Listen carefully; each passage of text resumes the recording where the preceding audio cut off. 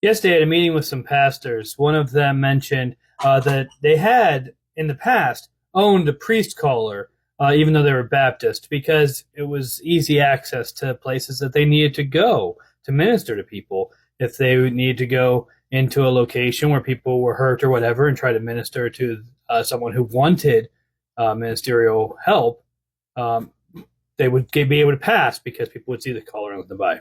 This was a pastor who worked in New Jersey during 9/11, and so he was talking about it in that context. And one of the other pastors there expressed surprise at this, and I point out that there are, that I know of and have experienced, three go anywhere passes. One is a priest caller, one is a paramedics kit, and the other is a pizza bag. The pizza bag took him by surprise, but I need you to understand that I went to some weird places when I was delivering pizzas. The one that jumps to mind when I think of examples of that is this data center. So there was this bank that had its headquarters and its central data center with all its servers and everything in our delivery range. I'm not going to name the bank. I'm not going to name where this was, but the bank was fairly large. Like it was a dominant bank in the region, but it wasn't national or anything.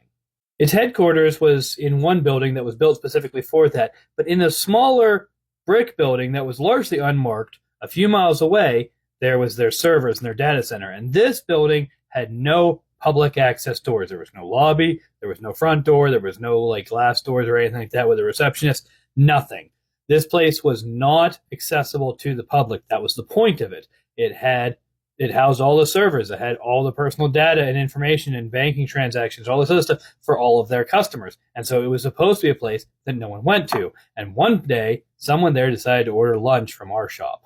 Now, when I got there, I went looking for a door to enter, and I couldn't find what would be a front door. I couldn't find anything that would be a door that I could access. I found what looked like it was the door that employees were supposed to use to walk in at the beginning of their shift, but it was locked and I couldn't get in there. So I tried calling the phone number that I got on the order to have the person come outside and meet me, and they didn't answer. I couldn't get through to them. I tried a couple of times. I only have so much time to do this before I really need to get back or their food gets cold or whatever. So I went digging around and I found a door that wasn't latched properly.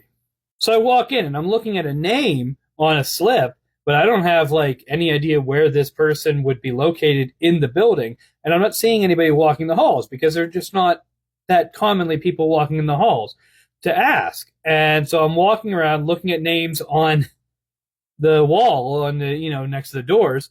And I come across a security guard who goes, "What are you doing here? Who are you?" And I told him, "Oh, I'm delivering a pizza for so-and-so." And they said, "Oh." He gave me directions to the room that guy would be in and then walked away. So I went, found the person, made the transaction. They were surprised that I found my way in. I told them, well, I found an unlocked door and made the transaction, walked back out completely unescorted.